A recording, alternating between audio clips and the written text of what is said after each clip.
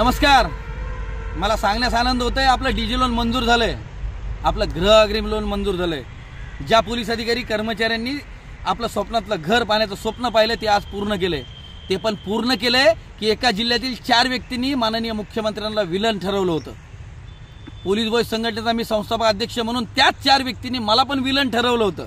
कारण काही लोकांना या डीजी लोनच्या आडून पैसे खायचे होते. पण आज माननीय मुख्यमंत्र्यांनी ते दाखवून दिले की संघर्षाला कधी बी यश येतं आणि लोक शिव्याला नाही पण इतिहासाला लक्षात ठेवतात.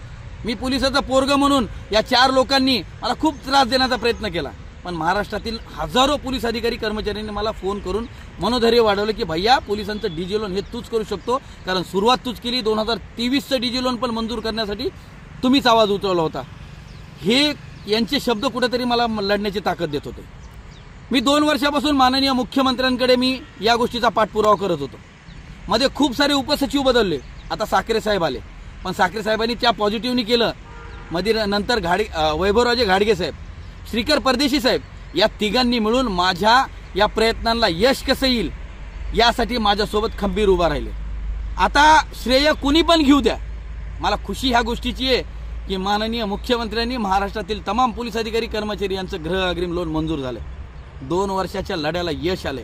अहो सर, दगडाचे घाव सोसल्याशिवाय पण यश येत नाही असं म्हणतात ना, ही मन आता खरी झाली आहे. याच्यातून मला शिकण्यास मिळालं की खूप लोक शिव्या देतील, पण आपण आपल्या कर्तव्याशी कधीही त्याच्यासोबत मागं फिरायचं नाही. मी माननीय मुख्यमंत्री देवेंद्र फडणवीस साहेब, मी तुमच्या शब्दात आभार मानू शकत नाही, कारण मला माहिती आहे मी प्रत्येक भेटीमध्ये ज्यावेळेस तुम्हाला डीजी लोन बद्दल मांडले तुम्ही कधी चिडला नाहीत, तुम्ही कधी त्याचा आकस केला नाही. तुम्ही प्रत्येक वेळी त्या अधिकाऱ्यांना सूचना केल्यात की पोलीस बॉय संघटना जे सांगतीये त्याच्याकडे लक्ष द्या आणि त्या पोलिसांचं गृह अग्रिम लोन मंजूर करा.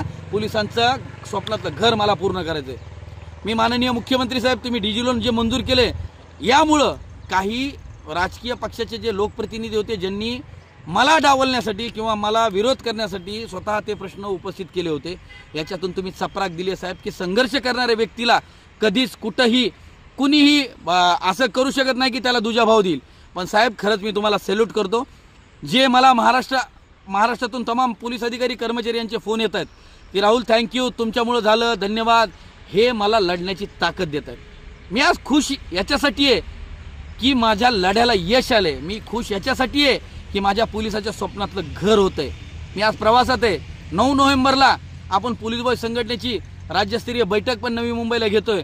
आता या बैठकीमध्ये माननीय मुख्यमंत्र्यांचा आभाराचा आपण सेशन घेणार आहे. महाराष्ट्रातील तमाम पोलीस कर्मचाऱ्यांचा आशीर्वाद हे आपल्या पाठीशी आहे. मध्ये 2022 आणि 23 मध्ये ज्या कोरोना काळातील पोलिसांचं युवकांचं वय पोलीस भरतीसाठी निघून गेलं, तो पण माननीय मुख्यमंत्र्यांनी प्रश्न मार्गी लावला आणि त्या युवकांना संधी दिली. हे बघा, महाराष्ट्र पोलीस, मी 8 वर्ष झाले मी संघटनेच्या माध्यमातून काम करतोय. आज बोलावंसं का वाटलं, कारण मला मी जेवढं स्ट्रगल केलंय त्याची खुशी मला किती आहे तुम्हाला माझ्या बोलण्यातून कळत असेल. ठीक आहे, जे बोलले ते बिचारे त्यांचं कर्तव्य होतं, त्यांना कुठल्या तरी राजकारण्याने सांगितलं होतं, पण ते 4 जणांना जे होते, जे मला पर्सनली बोलायचे, काही मेसेज करायचे, त्यांना मी कधी वाईट बोललो नाही, कारण मी पोलिसाचं पोरग आहे. मला उत्तर देता येत होतं, पण मी कामातून उत्तर देतो. मी तुमच्या असल्या बांडगुळ्या शब्दाला उत्तर देत नाही. हे महाराष्ट्रातील पोलीस अधिकारी कर्मचाऱ्यांनी लक्षात घेतलंय. या सगळ्या पोलीस परिवाराचा आशीर्वाद माझ्यासोबत आहे, कारण त्या महाराष्ट्रातील तमाम पोलीस अधिकारी कर्मचाऱ्यांनी मला पाठीशी ताकद दिली आणि माझं मनोधैर्य वाढवलंय. मी खरंच महाराष्ट्रातील तमाम पोलीस अधिकारी कर्मचारी यांचे स्वागत करतो की आपलं स्वप्नातील हक्काचं घर या माननीय मुख्यमंत्री देवेंद्र फडणवीस साहेबांनी केलंय. आणि मी राहुल दुबाले, महाराष्ट्र पोलीस बॉय संघटना संस्थापक अध्यक्ष, मी आभार मानतो या लढ्यामध्ये ज्या अधिकाऱ्यांनी, ज्या कर्मचाऱ्यांनी, ज्या पोलीस बॉय संघटनेच्या प्रत्येक पदाधिकाऱ्यांनी मला सहकार्य केलं, त्या सगळ्यांचे आभार मानतो. हे यश माझ्या एकट्याचं नाहीये, हे यश फक्त आणि फक्त माननीय मुख्यमंत्री देवेंद्र फडणवीस साहेबाचे. मी फक्त जरिया, मी प्रयत्न करत राहतो. असे अनेक विषय माझ्यापर्यंत सांगत राहा. मी नक्कीच यश आणि माननीय मुख्यमंत्र्यांकडून ह्या गोष्टी मंजूर करून घेईल. चला, ज्यांनी पण विरोध केला त्यांना इशारा असं समजा, केलं मंजूर, तुमची दुकानं बंद केली. धन्यवाद.